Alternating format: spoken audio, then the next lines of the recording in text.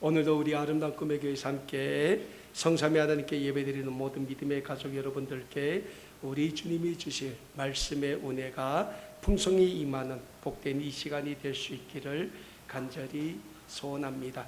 사랑하는 여러분, 우리는 지금 신약성경 사도행전의 말씀으로 올 한 해 우리가 이뤄야 하는 영적인 회복과 영적인 성장은 어떤 영적인 회복과 영적인 성장이 되는가에 대하여 말씀을 통하여 배우고 있습니다.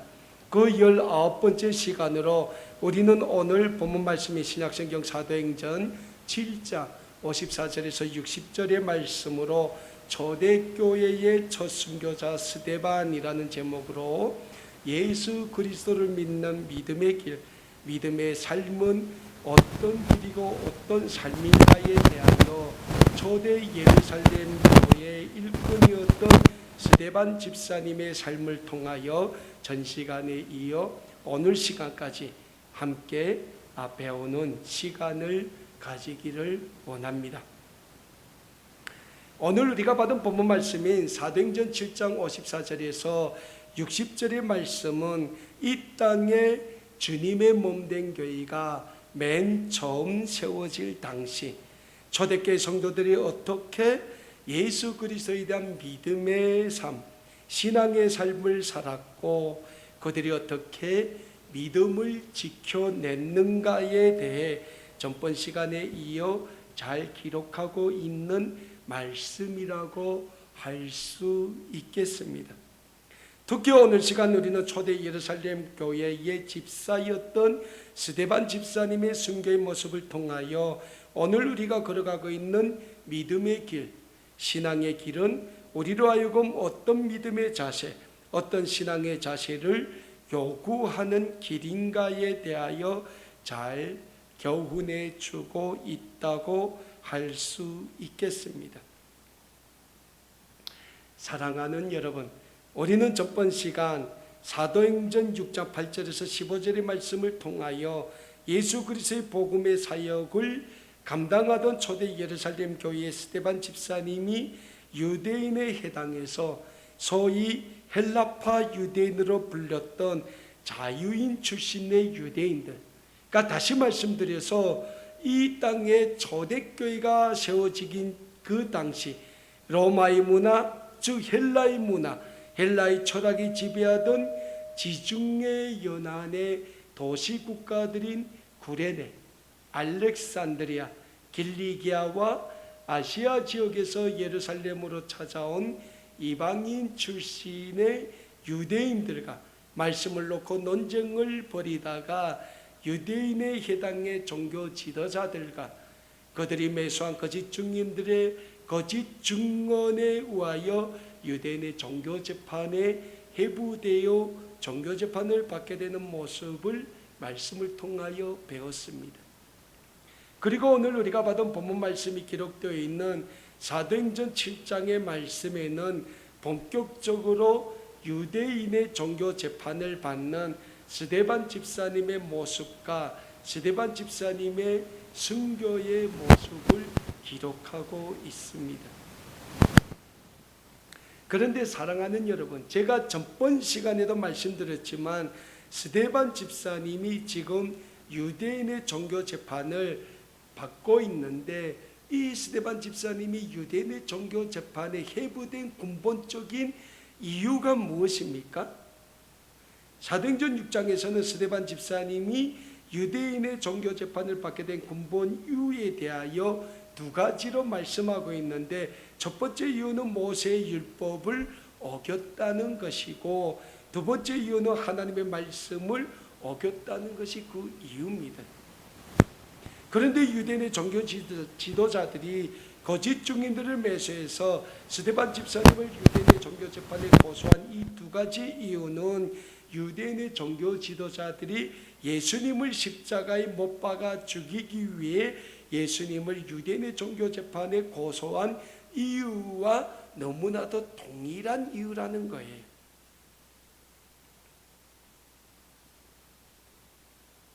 자, 유대인의 종교 지도자들이 지금 재판을 하고 있습니다. 그 유대인의 종교 지도자들이 거짓 증인들을 이용하여 스데반 집사님을 지금 고소해서 유대인의 종교 재판에 회부했는데, 스데반 집사님은 거짓 증인들이 고소한 그 고소의 내용을 구약의 말씀을 두고 하나씩 반박하기 시작합니다. 그러니까 종교재판 열렸으니까 대제사장과 제사장들과 율법학자들, 서기관들, 랍비들이 다 있을 거잖아요. 그래서 대제사장이 물어봅니다. 저 사람들이 너를 고소했는데 그게 맞냐? 라고 하니까 스데반 집사님이 그 거짓 증인들이 고소한 내용에 대해서 반론을 하고 있지 않습니까? 그래서 모세에 대해서 쭉 반론을 합니다. 모세가 누구며, 모세가 어떻게 하나님 앞에 부르심을 받았으며, 모세가 어떻게 이스라엘 민족의 지도자가 되게 됐으며, 그 쭉 반론을 합니다. 그런 가운데 모세가 시내산에 올라가서 어떻게 하나님으로부터 율법을 받았는지에 대해서 이 스데반 집사님이 반론을 해요. 그 내용이 오늘 본문 말씀에 기록되어 있는 사도행전 7장에 기록되어 있습니다. 자, 근데 이 유대인의 종교 지도자들이 이 스데반 집사에게서 꼬투리를 잡는 게 뭡니까? 네가 율법을 어겼다는 거예요. 율법을 어겼다는 거예요. 그러면 사랑하는 여러분, 유대인들이 그렇게 철석까지 믿고 오늘도 가르치고 있는 토라, 모세의 오경에 기록되는 율법이 총 몇 가지인지 압니까? 613가지가 돼요. 근데 이 세상에 어떤 사람도 이 율법이 우리에게 요구하고 있는 명령을 다 지킬 수 없다는 거예요. 이게 우리 인간의 한계입니다. 지금 스데반 집사님을 재판하고 있는 유대인의 대제사장부터 이 모세 율법을 다는 지키지 못하는 연약한 존재라는 거예요. 예를 듭시다. 율법에 어떤 명령이 있습니까? 너희는 거짓 증거하지 마라. 이거 십계명에도 있죠.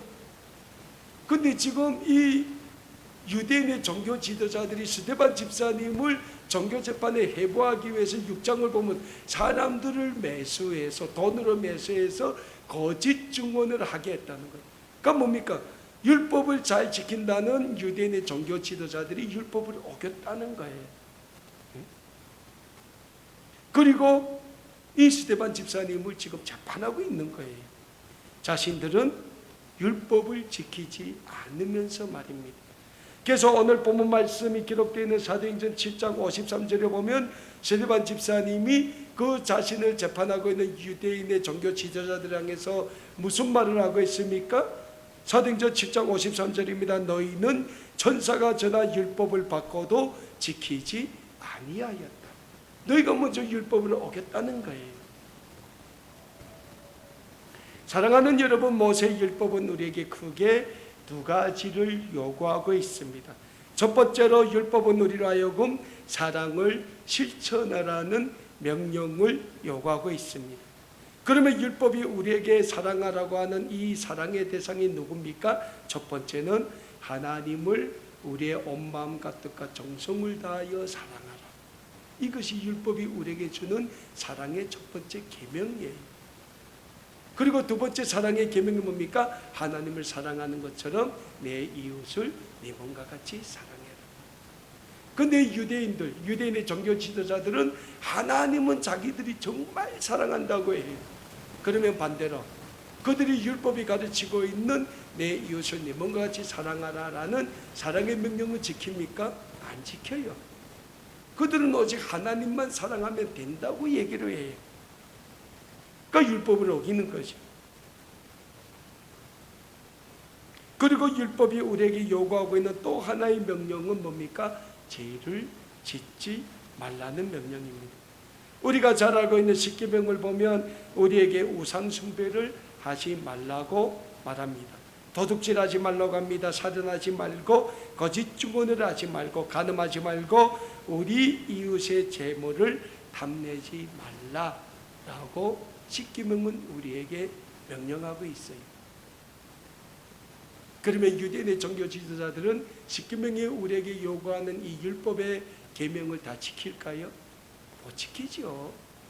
그저 죽어나고 있잖아요. 남의 물건을 토색하지 않아요. 하나님한테 바치라 해놓고 그 유대인들이 성전에 가서 물건을 바치면 뭐합니까? 그걸 다 자기네가 가져다 쓰는 거예요.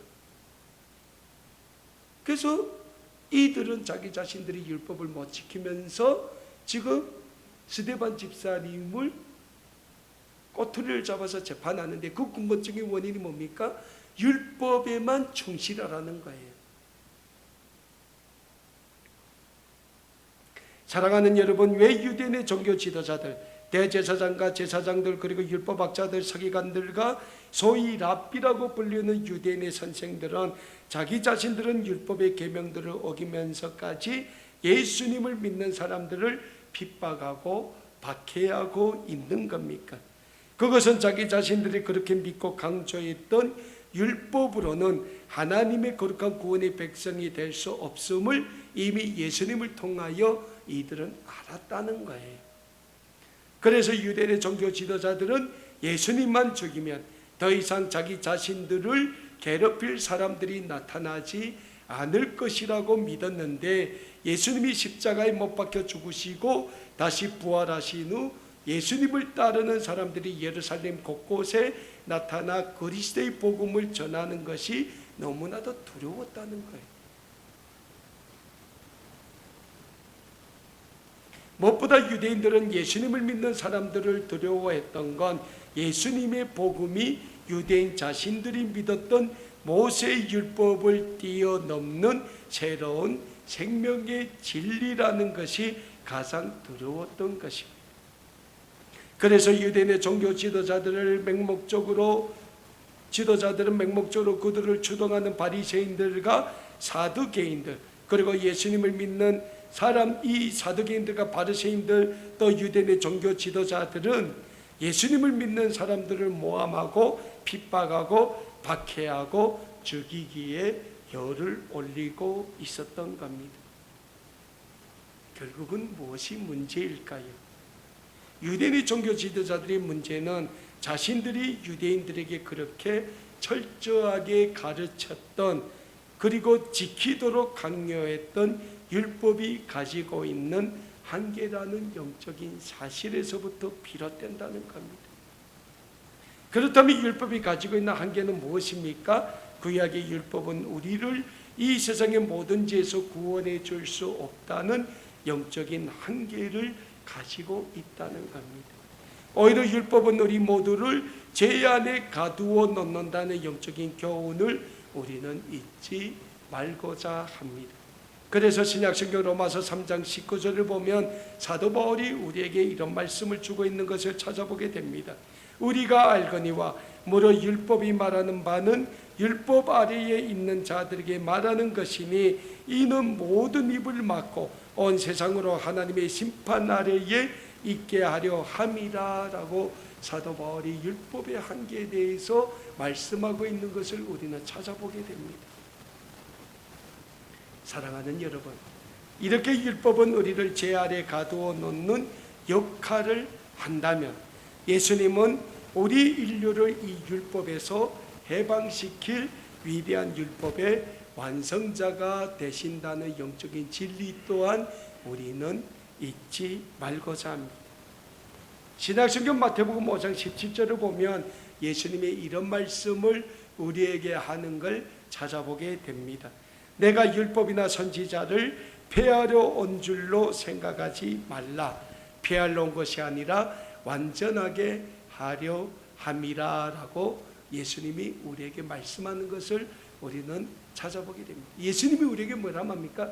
내가 선지자나 율법을 폐하려 온 게 아니다. 그 율법을 완성시키기 위해서 나는 왔다. 그리고 예수님은 그 율법을 어디에서 완성시킵니까? 십자가에서 구속의 은혜로 율법 아래 가두어 놨던 우리를 해방시켜 주셨다는 겁니다.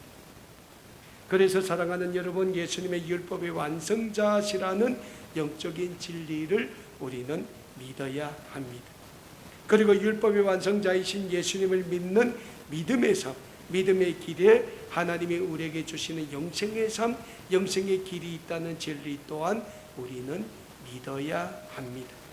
그래서 신약성경 요한복음 14장 6절을 보면 예수님이 우리에게 어떤 말씀을 줍니까? 내가 곧 길이요 진리요 생명이다 라고 예수님이 말씀하시는 것을 우리는 찾아보게 됩니다. 그럼에도 불구하고 사랑하는 여러분, 우리에게 영생의 길이시요 영생의 생명이 되시고 진리가 되시는 예수님을 따라가는 길은 그렇게 녹록하지만은 않는다는 사실입니다. 그 길에는 무한한 영광보다는 참기 어려운 고난의 시간이 더 많이 우리를 기다리고 있습니다. 누구나 누리는 행복보다는 환난의 시간이 더 많을 수도 있습니다. 그러나 우리가 이 세상을 살면서 예수 그리스도를 믿는 믿음의 삶, 신앙의 길에 닥치는 고난과 환난을 오직 예수 그리스도에 대한 믿음으로 이겨나가야 한다는 진리 또한 우리는 잊지 마시고 예수 그리스도에 대한 믿음의 길, 신앙의 길을 변함없이 걸어가시는 우리 아름다운 꿈의 교회 모든 믿음의 가족 여러분들이 다 되실 수 있기를 간절히 소원합니다. 그래서 신약성경 로마서 5장 3절과 4절을 보면 사도 바울이 우리에게 또한 이런 말씀을 주고 있습니다. 고난은 연단은 소망을 이루게 한다라고 사도 바울이 우리에게 말씀하고 있는 것을 우리는 로마서 5장 3절과 4절의 말씀을 통하여 찾아보게 됩니다. 고난에서 연단, 그 연단의 과정에서 하나님이 주시는 소망을 찾아 많은 신앙의 선진들을 우리가 찾아보게 됩니다. 그 중에서 우리가 누굴 찾아볼까요? 구약에 나오는 욥이라는 사람을 들 수 있겠죠. 다니엘, 요셉, 예레미야 같은 많은 우리 믿음의 선진, 신앙의 선진들이 하나님을 믿는 그 믿음의 길에서 얼마나 많은 고난을 겪었고 그 고난을 하나님에 대한 믿음과 신앙, 그 하나님에 대한 소망을 가지고 이겨냄으로 말미암아 하나님의 거룩한 구원의 백성이 될 수 있었던 그 삶들을 우리는 찾아보게 되지요. 그리고 오늘 우리가 받은 본문 말씀인 사도행전 7장 54절에서 60절에서 순교의 길을 걸어가고 있는 스데반 집사님의 순교의 길도 저는 마찬가지다라고 생각을 하게 됩니다. 스데반 집사님에게는 오직 하나의 소망이 있었습니다. 그 소망은 이 세상에서 예수 그리스도를 믿는 믿음의 삶, 믿음의 길을 잘 걸어가고 그 믿음의 길이 끝나면 하나님이 계시는 영원한 천국에서 예수 그리스도와 함께 하나님을 찬양하며 영생의 삶을 사는 것이 스데반 집사님의 삶의 좌우명이었지 않았을까. 그리고 스데반 집사님이 이 세상에서 살아가는 유일한 삶의 소망이 아니었을까라고 저는 생각을 해봅니다. 그리고 그 스데반 집사님의 믿음의 삶에서 지니고 있었던 그 소망이 오늘 본문 말씀에서 잘 드러나고 있습니다. 오늘 본문 말씀 54절을 보면 지금 유대인의 종교 재판에 참가했던 유대인들이 스데반 집사님의 반론 앞에 양심이 찔려 이를 갈았다라고 말씀하고 있지 않습니까? 그러니까 유대인들은 지금 스데반 집사님이 종교재판 앞에서 한 변론이 다 맞다는 것을 인정은 해야 되겠는데 인정을 못하는 거예요. 그래서 그들이 마음에 찔려 이를 갈았다. 마음에 찔렸다는 게 뭐예요? 양심에 찔렸다는 거예요. 왜? 그 말이 맞기 때문에. 그러나 그게 반론할 수는 없고 그래서 그들은 화를 참지 못해서 이를 갈았다. 분노했다는 거예요. 그러나 오늘 본문 말씀인 사도행전 7장 55절의 말씀을 보면 스데반 집사님은 성령이 충만하여 하늘을 우러러 보았다라고 말씀하고 있습니다. 여러분, 좀 있으면 내가 죽어요. 어떻게 죽을까? 라는 생각을 사람은 하지 않겠습니까? 근데 스데반 집사님은 그 순간에 어떻게 했습니까? 하늘을 바라봤다. 왜? 우리의 영원한 삶이 하늘에 있기 때문에. 그럴 때 하나님의 영광과 예수님의 하나님의 우편에 서 있는 것을 보았다라고 오늘 본문 말씀 55절은 우리에게 증거하고 있습니다. 이 말씀은 예수님이 하나님 우편 보좌에 있어 스데반 집사님의 순교의 모든 과정을 지켜보고 계셨다라는 것을 우리에게 증거하고 있는 말씀이라고 할 수 있습니다. 그래서 사랑하는 여러분, 우리는 초대 예루살렘 교회의 일꾼이었던 스데반 집사님의 이 순교의 죽음을 복된 죽음이다라고 말씀드릴 수 있는 겁니다. 여러분, 이 세상 사람들은 죽을 때 어떻게 죽어야 복된 죽음이라고 합니까? 신음소리 안 내고 죽는 거, 고통 없이 죽는 거, 돈 많이 안 쓰고 죽는 거 아니에요. 가장 아름답고 복된 죽음은 하나님이, 예수님이 하나님의 우편보좌에서 우리 죽음을 지켜보고 그 하나님 나라에 오는 우리를 반갑게 맞이하고 있는 죽음이라는 거예요. 근데 스데반 집사님이 지금 순교 앞에서 하늘을 우러봤을 때 하나님의 영광이 비추고 예수님이 하나님 우편보좌에 서 계시는 걸 스데반 집사님이 보았다는 거예요.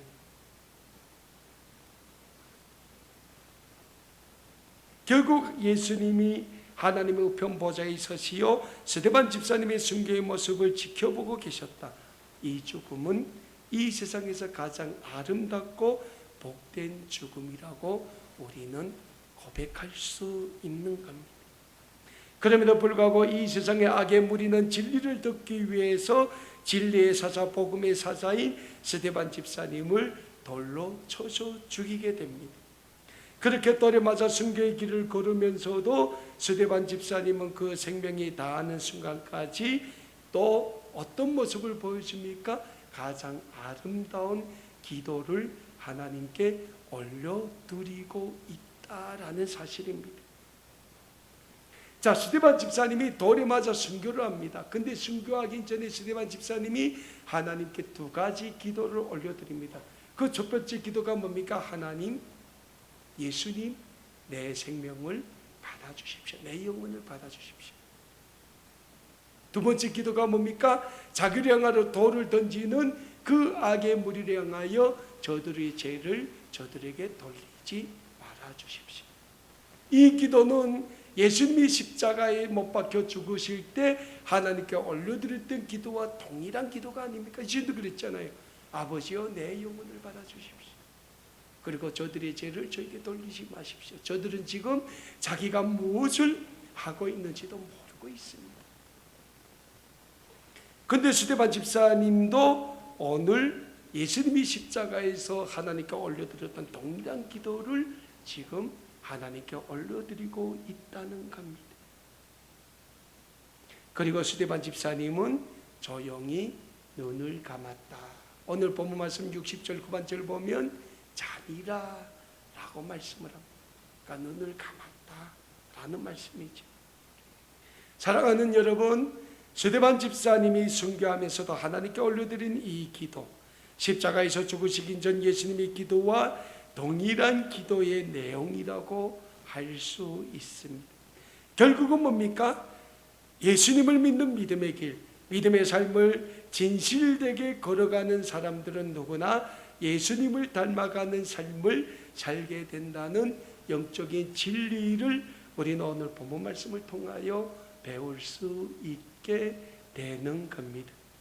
오늘 본문 말씀이 우리에게 말씀해 주고 있는 스데반 집사님의 믿음의 길, 믿음의 삶을 우리는 분명히 따라 살아야 합니다. 그럴 때 하나님은 우리를 통하여 하나님의 구원의 영광을 증거하시고 하나님의 구원의 영광을 나타내 보이시게 됩니다. 하나님이 오늘 우리를 향하여 원하시는 삶이 있습니다. 그 삶이 어떤 삶일까요? 예수 그리스도의 복음의 증거자가 되라는 삶이에요. 근데 그 삶이 그렇게 쉽지 않습니다. 물론 우리가 뭐 배를 고른다 이런 내용은 아닐 거예요. 그러나 오늘 현대사회는 우리에게 이 초대교회와는 다른 많은 어려움을 준다는 거예요. 그 어려움이 뭡니까? 육신의 생각에서 비롯되는 어려움, 육신의 욕심에서 비롯되는 어려움, 뭐 많은 어려움이 있어요. 차원은 다르겠지만 그러한 어려움 가운데서도 하나님은 우리에게 원하시는 한 가지 삶의 기준, 예수님의 삶을 본받아 너희도 복음의 증거자의 삶을 살라는 거예요. 그리고 우리가 그 길을 걸어갈 때 하나님은 스데반 집사님과 같이 우리를 통하여 하나님의 구원의 영광을 증거하시고 나타내 보이시게 된다는 사실입니다. 오늘 본문 말씀이 우리에게 주는 영적인 진리를 우리는 잊지 마시고 늘 하나님의 구원의 영광을 위한 복음의 증거자의 삶을 사시기에 힘쓰심으로 우리의 삶을 통하여 우리 아름다운 꿈의 교회를 통하여 이루실 하나님의 구원의 영광이 아름답게 이루어갔는데 마음껏 쓰임받는 우리 모든 믿음의 가족 여러분들이 다 되실 수 있기를 우리 주 예수 그리스도의 이름으로 간절히 축원합니다. 기도하겠습니다.